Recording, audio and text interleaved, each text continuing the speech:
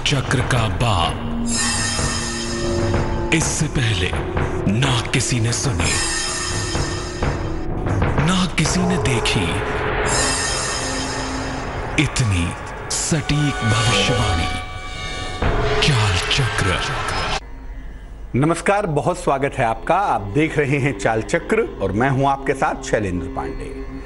आज का हमारा कार्यक्रम उन पत्नियों के लिए है जो अपने पति की आदतों से परेशान हैं। वैसे तो बिना कारण भी परेशानी हो सकती है, लेकिन हम उन कारणों की, उन आदतों की बात नहीं कर रहे हैं जो बिना कारण के पत्नियों को परेशान करती हैं। हम बात कर रहे हैं पति की उन आदतों के बारे में जो वास्तव में खराब होती हैं और जिनकी वजह से पत्नियों को दिक्कत होती है, पत्नियों को परेशानी होती है। चाल चक्र में आज क्या खास है, चलिए बताते हैं। आपको बताएंगे कि अगर आप वो पत्नी हैं जो पति की आदतों से परेशान हैं तो आज क्या करेंगी, क्या उपाय आप जान पाएंगी। कौन से वो ग्रह हैं जो आपके पति की आदतों को बिगाड़ रहे हैं और पति की तमाम बुरी आदतें जिन्होंने आपके जीवन में समस्याएं पैदा कर रखी हैं, उन समस्याओं को दूर करने के उपाय दरअसल क्या हैं। इसके अलावा राशियों की होगी सटीक भविष्यवाणी और आप जान पाएंगे भाग्य के दरवाजे का अचूक उपाय।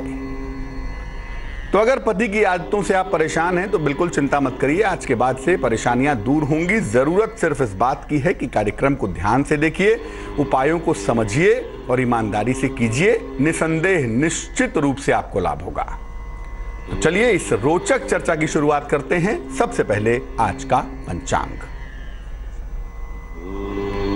आज तिथि है आषाढ़ शुक्ल पक्ष की चतुर्दशी तिथि। नक्षत्र है ज्येष्ठा नक्षत्र, इसके उपरांत मूल होगा।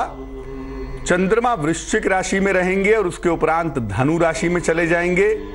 राहुकाल का समय कुछ समय बाद शुरू होगा। ये समय है सुबह के 10:30 से तकरीबन 12 बजे तक। और पश्चिम दिशा की तरफ आज यात्रा करने की मनाही है, लेकिन अगर यात्रा करना आवश्यक है आपके लिए तो जरा सा दही खा के यात्रा की शुरुआत करेंगे, मुश्किलों से बचे रहेंगे। सबसे पहले ये जानते हैं कि कब पत्नियों को पति की आदतें परेशान करती हैं। हर पत्नी अपने पति की आदत से परेशान हो ऐसा तो जरूरी नहीं है।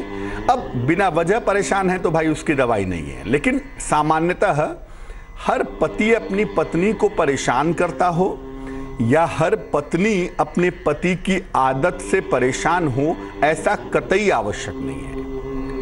आखिर कौन से वो ग्रह होते हैं जो पत्नी को टेंशन देते हैं, पत्नी को तनाव देते हैं और पति की आदतों को खराब करते हैं। सबसे पहले वही जानते हैं। किसी भी पत्नी की कुंडली का जो 7वां खाना है, सप्तम भाव है, 9वां भाव है, 9वां खाना है और लग्न है, ये तीनों पति की आदतों से संबंध रखता है। आपके पति की हैबिट्स कैसी होंगी, ये कुंडली के 7वें खाने से, 9वें खाने से और लग्न को समझकर आप ये बता सकती हैं कि आपके पति की आदतें कैसी होंगी। पति आपका सात्विक है, पति आपका तामसिक है, पति की वाणी कैसी है, पति के शौक कैसे हैं, पति के फूड हैबिट्स कैसे हैं और पति का स्टाइल कैसा है। ये बहुत सारी चीजें पत्नी की कुंडली देखकर आप बहुत आसानी से बता सकते हैं। अगर ये सप्तम, नवम या लग्न, इन तीनों में से कोई एक खाना खराब हो जाए तो पत्नी को पति की आदतों से परेशानी होती है और ये जेन्युइन परेशानी होती है। ऐसा नहीं कि जबरदस्ती की परेशानी है। कुछ पत्नियों को जबरदस्ती परेशानी भी होती है, लेकिन अगर कुंडली का सप्तम, नवम या लग्न खराब हो जाए तो जेन्युइनली वास्तव में पति की आदतें ऐसी होती हैं जिसकी वजह से पत्नी को परेशानी होना तय होता है। पति की बुरी आदतों की वजह से, पति की खराब स्वभाव की वजह से पत्नी को परेशानी होती है। वैसे किसी महिला की कुंडली में अगर आप वेनस को देखें, अगर आप शुक्र को देखें तो पति की आदतों के बारे में परफेक्टली जान पाएंगे। पति कैसा है, पति का बिहेवियर कैसा है, पति का जीवन कैसा है और पति की आदतें कैसी हैं, इसको जानने के लिए पत्नी की कुंडली के शुक्र को देखना पड़ेगा। अगर हम किसी पत्नी की आदतों को जानना चाहें तो पति के बृहस्पति को देखना पड़ेगा।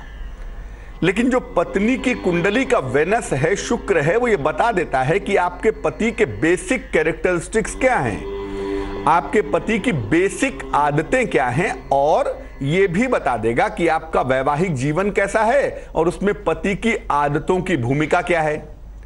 ऐसा तो नहीं कि आपके पति की आदतें बहुत बुरी हैं, बहुत खराब हैं, और इन खराब आदतों की वजह से आपके घर में रोज कलेश होता है, रोज कलह होता है, और पति अपनी आदतों को छोड़ने के लिए तैयार नहीं हैं। बहुत बार ऐसा होता है कि पत्नियां शिकायत करती हैं कि साहब मेरे पति की ये जो आदत है ये बहुत परेशान करती है, रोज इस वजह से घर में कलेश होता है, बाकी तो पति के अंदर सब अच्छा है लेकिन ये जो आदत है ये बहुत बुरी है। तो इसको समझने के लिए कि पति की आदत क्या है, पति शराबी तो नहीं है, पति जुआरी तो नहीं है, पति का चरित्र तो कमजोर नहीं है, इसके लिए पत्नी की कुंडली के शुक्र को समझना पड़ेगा गंभीरता से। लग्न में, नवमांश में उसके अंशों को देखना होगा, उसके प्रभाव को देखना होगा, यानी डीपली एनालिसिस करना होगा वेनस का, शुक्र का। अब जानते हैं कि पति की कौन कौन सी आदतें होती हैं और उन आदतों को इंप्रूव कैसे किया जाए, उन आदतों को ठीक कैसे किया जाए। सबसे पहली जो आदत होती है आमतौर पे, उसके लिए क्या करना चाहिए? अगर पति की वाणी ठीक ना हो, कुछ पतियों की जबान ऐसी होती है कि लगता है युद्ध में खड़े हो गए हैं। पत्नी को पशु की तरह, पत्नी को नौकर की तरह, या पत्नी को एक बहुत गलत तरीके से ट्रीट करते हैं, पत्नी के ऊपर चीखते चिल्लाते हैं, पत्नी के साथ दुर्व्यवहार करते हैं, और यहाँ तक तो बहुत सारे पति अपने पत्नियों को अपशब्द भी बोलते हैं। ऐसी ऐसी वाणी का प्रयोग करते हैं कि आप सुन भी नहीं सकते, और अपनी वाणी को खराब करने में अपनी बहुत शान समझते हैं। बहुत सारी पत्नियां ऐसी मिलेंगी, कहेंगी पति तो ठीक है लेकिन पता नहीं क्या हो जाता है, जब गुस्से में आते हैं तो बहुत गंदी जबान का इस्तेमाल करते हैं। जबान बड़ी खराब है मेरे पति की, बाकी तो सब ठीक है, करते भी बहुत है, पैसा रुपया देते हैं, घर की देखभाल करते हैं, लेकिन जबान इतनी ज्यादा खराब है कि उस खराब जबान की वजह से भैया जीवन नरक हो गया है। क्या करना चाहिए? अगर आपके पति की जबान खराब है, अगर आपके पति की वाणी खराब है और इस वाणी की वजह से आप परेशान हैं, तो आप क्या करेंगी? रोज सवेरे स्नान करके सूर्य को जल अर्पित कीजिए, और ये जितना अर्ली करें, जितना सुबह करें, उतना ही ज्यादा अच्छा होगा। माने 8 बजे के पहले जल चढ़ा दे तो बहुत अच्छा है। वैसे तो शास्त्र कहता है कि उगते हुए सूर्य को जल देना चाहिए, नहीं तो कम से कम पहले दूसरे पहर के अंदर ही, 8 बजे के अंदर ही सूर्य को जल चढ़ा दें। दूसरा, प्रातः काल पूजा जरूर करें। 10 मिनट, 15 मिनट, जितना भी संभव हो, प्रातः काल पूजा करें, और पूजा में शंख और घंटी बजाएं। प्रातःकाल पत्नियों का जिम जाना जरूरी है, मैं मना नहीं करूंगा कि जिम मत जाओ, लेकिन कम से कम कुछ समय ईश्वर की आराधना में भी देना चाहिए। 24 घंटे में 24 मिनट तो परमात्मा को दिए जा सकते हैं ना।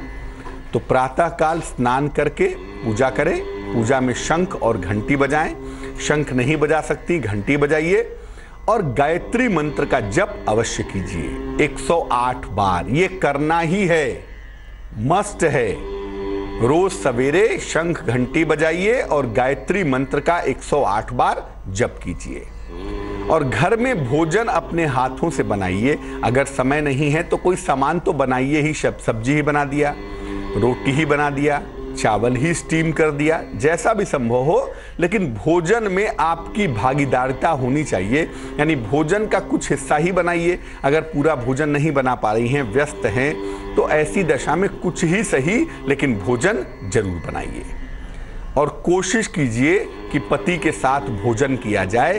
अगर आप पति के साथ भोजन करना शुरू करें इन उपायों के साथ और नियमित रूप से करें, तो निश्चित रूप से पति की जबान बेहतर होगी। पति की जो वाणी की समस्या है, इन उपायों को आजमाने से 1-1.25 महीने के अंदर धीरे धीरे धीरे धीरे ठीक होनी शुरू हो जाएगी। तो अगर आपके पति की जबान से परेशान हैं, वाणी से परेशान हैं, तो जो उपाय आपको बताया इसको अगर आप नियमित रूप से ईमानदारी से करेंगी तो निश्चित रूप से आपके पति की जबान, आपके पति की वाणी बेहतर होगी। दूसरी समस्या है जो बड़ी कॉमन सी समस्या है और अक्सर पत्नियां इसकी शिकायत करती हुई आपको दिखाई दे जाएंगी कि मेरे पति घर में बेहद गंदगी फैलाते हैं, कपड़े इधर फेंक देते हैं, गंदे जूते इधर उधर फेंक देते हैं, घर में कोई सफाई में सहायता नहीं करते, उल्टे घर में काम बढ़ाते हैं और घर को गंदा बनाते हैं। कभी कभी महिलाएं इतनी झल्ला जाती हैं कि कहती हैं कि अब हम घर को साफ ही नहीं करेंगे, तुम पहले गंदगी कर लो।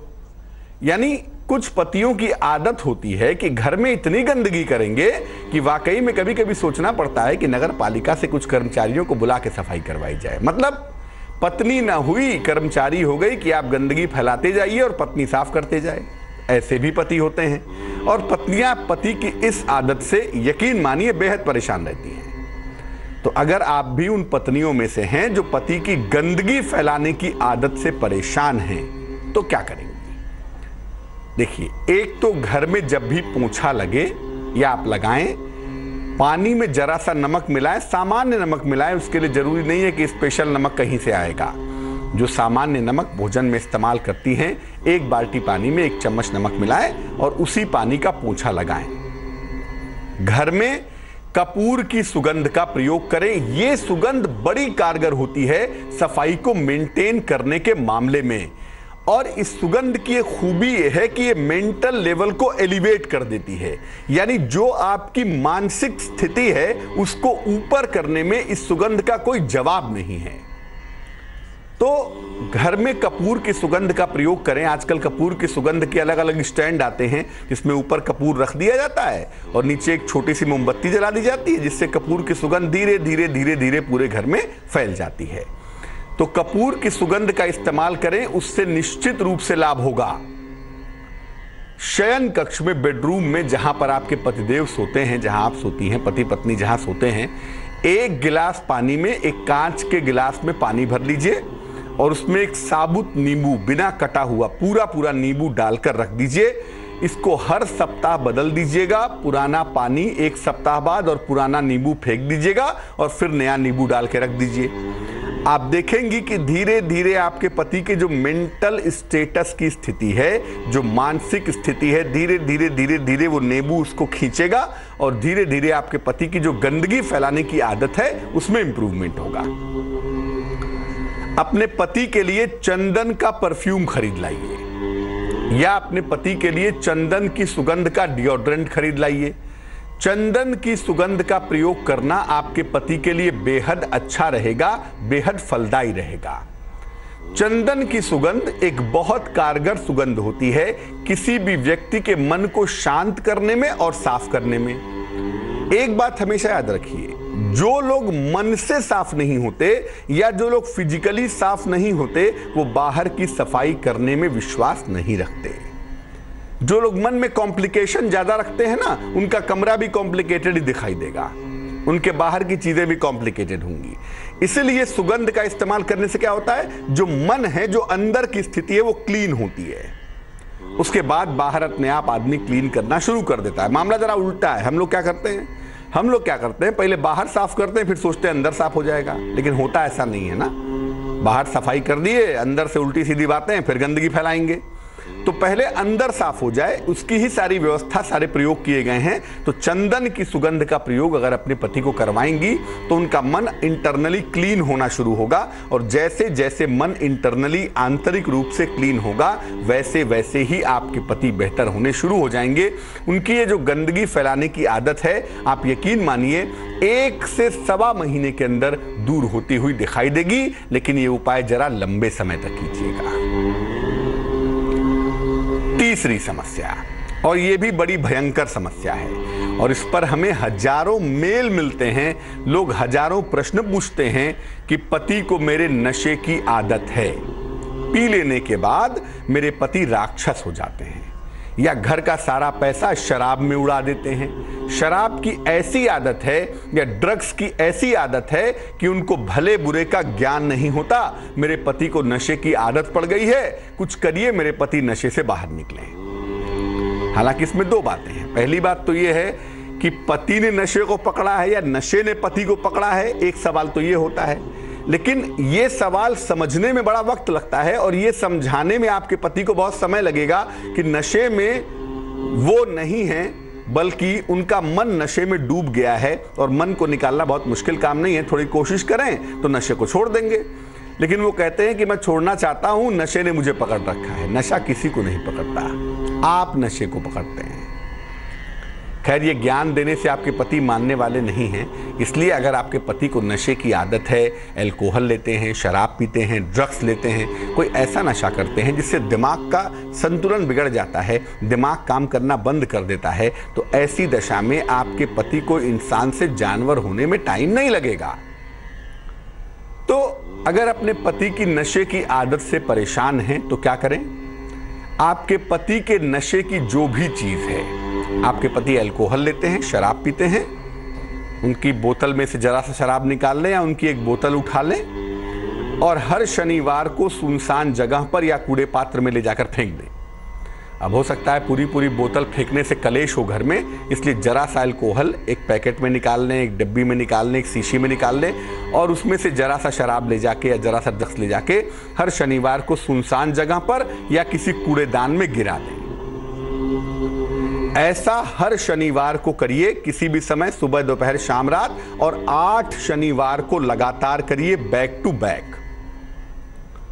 रोज सवेरे और रोज शाम को ओम शं शनैश्चराय नमः इस मंत्र का 108 बार जप भी कीजिए। ओम शं शनैश्चराय नमः इस मंत्र का 108 बार जप करना भी बेहद अच्छा होगा, बहुत फलदायी होगा। रुद्राक्ष की माला से घर में पूजा स्थान पर बैठकर इस मंत्र का जप कीजिए और मंत्र का जप करने के बाद ये प्रार्थना करिए कि आपके पति की जो शराब की आदत है, जो नशे की आदत है, वो छूटे। तीसरी बात, घर में कुछ महिलाओं की आदत होती है पुराने चप्पल, सैंडल, जूते, कपड़े इकट्ठा किए जा रही हैं। किसके लिए किए जा रही हैं ये पता नहीं है, साथ में जाएगा नहीं ये भी पता है, लेकिन फिर भी किसी को देना नहीं, अपने इस्तेमाल करना नहीं, घर में पुरानी चीजें और कबाड़ इकट्ठा किए चली जा रही हैं। तो जिन पुरानी चीजों का आप इस्तेमाल ना करती हो, जो कूड़ा कबाड़ आपने इकट्ठा किया हुआ हो, कृपया उसे दान कर दें, किसी जरूरतमंद व्यक्ति को दे दें और अगर चीजें खराब हो गई हो तो उनको फेंक दें। घर में पुरानी चीजें जो इस्तेमाल में ना आ रही हों और जो कबाड़ है, कृपा करके उसे घर से हटाएं, क्योंकि ऐसी चीजों के घर में रहने से मन निगेटिव होता है और मन निगेटिव होगा तो मन नशे की तरफ भागेगा। मन परेशान है, उसको नींद चाहिए, उसको ऐसी स्थिति चाहिए कि मन में विचार आने बंद हो जाएं, तो नशे की तरफ भागेगा। अपने बेडरूम में जहां पर आप और आपके पति सोते हों, वहां पर बहुत सारे प्रकाश की व्यवस्था करिए। अपने बेडरूम को बहुत लाइटेड बनाइए, बहुत चमकदार प्रकाश होना चाहिए। भले ही सोते समय आप हल्का लाइट जलाएं, सब लाइट बुझा दें, हमें उससे मतलब नहीं है, लेकिन इतना जरूर है कि नॉर्मल कोर्स में बेडरूम में खूब सारा प्रकाश होना चाहिए। जो लाइट है ना, वो दिमाग में सेरोटिन पैदा करता है और जब सेरोटिन पैदा करेगा तो मन को खुश होने में, मन को एलिवेट होने में सहायता मिलेगी। तो जो लोग नशे वाले हैं अक्सर उनको अंधकार प्रिय होता है, अंधकार में भागते हैं, या जो नशे वाले हैं कोने में भागेंगे, अंधकार में भागेंगे, अकेलेपन में भागेंगे। तो जब उसका अपोजिट रिएक्शन करेंगे तो वो या तो नशा जाएगा या तो वो आदत जाएगी। इसलिए अपने बेडरूम में या घर में भी कर सकें तो लाइटिंग की व्यवस्था अच्छी करें कि प्रकाश बहुत अच्छा रहे। और जब व्यक्ति प्रकाश के संपर्क में आता है, चाहे वो नेचुरल हो, चाहे वो कृत्रिम हो, आर्टिफिशियल हो, प्रकाश के कांटेक्ट में आने से मन में सुधार होना बहुत आसान हो जाता है। तो ये उपाय करने से आपके पति के नशे की जो आदत है उसमें निश्चित रूप से सुधार होना शुरू हो जाएगा। निश्चित रूप से आपके पति की नशे की आदत बंद होगी, लेकिन ये उपाय 2 से 3 महीने तक आपको करना होगा, थोड़ा लंबा चलाना होगा। और अगर थोड़े लंबे समय तक ये उपाय किया जाए तो आपके पति की नशे की आदतों में इंप्रूवमेंट जरूर होगा। वह बता रहे थे कि अगर आप अपनी पति की आदतों से परेशान हैं तो किन उपायों के द्वारा अपनी पति की आदतों में सुधार करेंगी, इंप्रूवमेंट करेंगी। चर्चा को आगे बढ़ाते हैं, बात आपकी राशियों के हाल की करेंगे, लेकिन फिलहाल जान लेते हैं स्वस्थ रहने की सरल बातें निरोगी भव में। सुबह खाली पेट 1 चम्मच आधा चम्मच सौंफ का सेवन करें। अगर ऐसा करना शुरू करें तो त्वचा में चमक आएगी, स्किन आपकी ग्लो करेगी, खून साफ होगा। जिनको चमड़ी की दिक्कतें होती हों, त्वचा में दाग धब्बे बहुत होते हों, चेहरे पर पिंपल्स बहुत होते हों, ऐसे लोगों के लिए ये उपाय बेहद रामबाण है। सुबह खाली पेट छोटा चम्मच 1 चम्मच सौंफ खाकर पानी पीजिए। आप देखिए त्वचा में चमक भी आएगी और खून भी आपका साफ होगा। चलिए राशियों के सिलसिले की शुरुआत करते हैं। सबसे पहले डालते हैं नजर मेष राशि पर। मेष राशि वालों के जीवन में आर्थिक मजबूती आती दिखाई दे रही है। सेहत आपकी अच्छी बनी रहेगी। संपत्ति का लाभ होता हुआ भी दिख पाएगा। शुभ रंग जिसका इस्तेमाल करेंगे वो होगा पीला और भाग्य होगा 90%। वृष राशि, विदेश यात्रा के योग बन रहे हैं। रुका हुआ धन आपको प्राप्त होगा। परिवार में खुशहाली आती हुई दिखाई देगी। शुभ रंग भूरा और भाग्य होगा 74%। मिथुन राशि, रुका हुआ काम बनेगा आपका। कर्ज का लेन देन बिल्कुल ना करें। किसी अतिथि का आगमन होता हुआ भी दिख रहा है। शुभ रंग हरा होगा और भाग्य होगा 49%। कर्क राशि, करियर में परिवर्तन के योग हैं। धन का लाभ होता हुआ दिख रहा है। यात्रा की प्रबल संभावनाएं भी फिलहाल बनी हुई हैं। शुभ रंग फिरोजी है और भाग्य है 72%। सिंह राशि, संतान से सुख मिलता हुआ दिख रहा है। नौकरी में प्रमोशन होगा, पदोन्नति होगी। स्वास्थ्य का बहुत ध्यान बनाए रखें। शुभ रंग ग्रे होगा और भाग्य होगा 51%। कन्या राशि, काम के मामले में लापरवाही न करें तो बेहतर है। बड़ा आर्थिक लाभ हो सकता है। अगर अविवाहित हैं तो आपकी शादी तय हो सकती है। शुभ रंग लाल होगा और भाग्य होगा 68%। तुला राशि, धन के नुकसान से बचाव करें। किसी अतिथि का आगमन होता दिख रहा है। हो सकता है काफी ज्यादा दौड़ भाग भी आपको करनी पड़े। शुभ रंग गुलाबी होगा और भाग्य होगा 78%। वृश्चिक राशि, आर्थिक नुकसान से बचाव करें। वाणी पर नियंत्रण बनाए रखें और इस समय लाल रंग का प्रयोग ना करें वरना अनावश्यक के विवादों में फंस सकते हैं। शुभ रंग सफेद होगा और भाग्य होगा 54%। धनु राशि, स्थान परिवर्तन के मजबूत योग हैं। दौड़ भाग आपकी बढ़ेगी। आंखों की समस्या से बचाव करें। शुभ रंग धानी होगा और भाग्य होगा 81%। मकर राशि, समस्याएं आपकी कम होंगी। स्वास्थ्य में सुधार होगा। पुराने संबंध आपके बेहतर होने शुरू हो जाएंगे। शुभ रंग पीला होगा और भाग्य होगा 70%। कुंभ राशि, आराम के मूड में दिखाई दे रहे हैं। परिवार में प्रसन्नता आएगी, लेकिन फिलहाल यात्रा ना करें तो बेहतर है। शुभ रंग नीला होगा, ब्लू होगा और भाग्य होगा 65%। मीन राशि, करियर में बदलाव के योग बन रहे हैं। उपहार सम्मान का लाभ मिलेगा आपको। यात्रा के योग भी लगातार दिखाई दे रहे हैं। शुभ रंग आसमानी और भाग्य होगा 75%। एक दर्शक जुड़ रही हैं, सरोज हैं हमारे साथ कानपुर से, उनसे बात करते हैं। सरोज जी बताइए। जी नमस्ते पंडित जी। नमस्कार। नमस्ते जी, मेरे बेटे के बारे में पूछना है। कैरियर रहा जॉब, लेकिन अभी ज्यादा इंटरेस्ट नहीं है। शादी के बारे में पूछना। डेट ऑफ बर्थ बताइए। 22 मई 1987 सुबह के टाइम। सुबह कितने बजे? 12 के बीच में आगरा में। कितने बजे? 12 से 12:15 के बीच में हुआ आगरा में सुबह। पूछिए क्या प्रश्न है? उसकी शादी के बारे में पंडित जी, और ये कैरियर के बारे में, क्या कभी तो तरक्की करेगा, भी संतुष्ट नहीं अपनी शरीर से। आपके बेटे की जो कुंडली हमारे पास बन रही है, ये कुंडली बन रही है सिंह लग्न की। राशि आपके बेटे की बनती है मीन। आपके बेटे की कुंडली के अष्टम भाव में बृहस्पति राहु चंद्र का कॉम्बिनेशन है। कुंडली के चतुर्थ भाव में शनि और दसम भाव में सूर्य बैठा हुआ है। महादशा आपके बेटे की बुध की चल रही है और अंतरदशा आपके बेटे की राहु की चल रही है।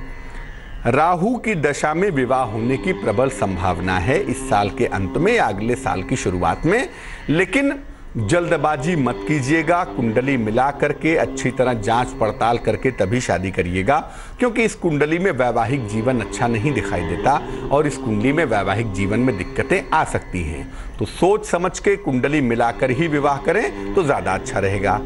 जहां तक देखिए करियर का प्रश्न है, इस साल के नवंबर के बाद से आपके सुपुत्र का करियर लगातार बेहतर होगा। आपके बेटे के करियर में लगातार सफलताएं मिलती चली जाएंगी। इस कुंडली में विवाह का पक्ष ठीक हो जाए, कोई इस तरह की दिक्कत पैदा ना हो और करियर की मुश्किलें दूर हो जाएं, इसके लिए अपने बेटे को एक नॉर्मल मूंगा, एक सामान्य मूंगा वजन में 8-10 रत्ती तांबे की अंगूठी में, सीधे हाथ की अनामिका उंगली में, राइट हैंड के रिंग फिंगर में मंगलवार को सवेरे धारण करवाना लाभकारी होगा। एक दर्शक जुड़ रही हैं धनबाद से हमारे साथ, उनसे बात करते हैं। बताइए। हाँ, हेलो, प्रणाम पंडित जी। नमस्कार। सर, मेरा नाम मिनी कुमारी है और मेरा डेट ऑफ बर्थ 6 मार्च 1994 है। समय? सर, समय दोपहर के 1 बजे और मेरा जन्म सिरघाटी में हुआ है, सिरघाटी गया। पूछिए क्या प्रश्न है? सर, मेरे लाइफ में बहुत प्रॉब्लम है, बहुत स्ट्रगल है और मेरा जन्म मूल नक्षत्र में हुआ है, क्योंकि मेरी कुंडली बनी हुई है।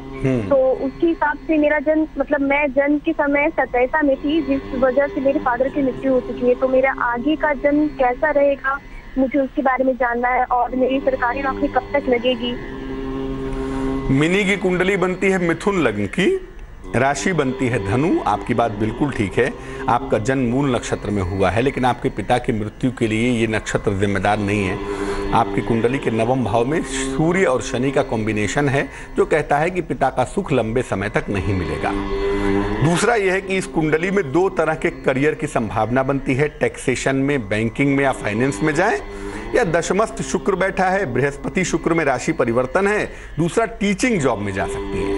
और जहां तक नौकरी के बेहतरी की संभावना है, फरवरी 2018 के बाद 2018 में ही आपको एक अच्छी नौकरी मिलने के योग बनते हैं। भविष्य आपका उज्जवल है। देखो, इस कुंडली में विवाह होने में विलंब होगा और वैसे भी इस कुंडली में जल्दबाजी में शादी नहीं करनी चाहिए।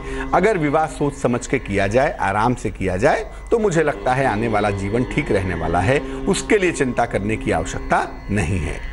जीवन बेहतर हो, करियर अच्छा हो, करियर की मुश्किलें कम हो जाएं, इसके लिए मिनी एक पन्ना बनवा के पहन ले। 6-7 रत्ती का पन्ना चांदी की अंगूठी में, सीधे हाथ की सबसे छोटी उंगली में, बुधवार की शाम को धारण करना आपके लिए लाभदायक होगा। चलिए खोलते हैं भाग्य का दरवाजा और निकालते हैं उसमें से एक महत्वपूर्ण उपाय।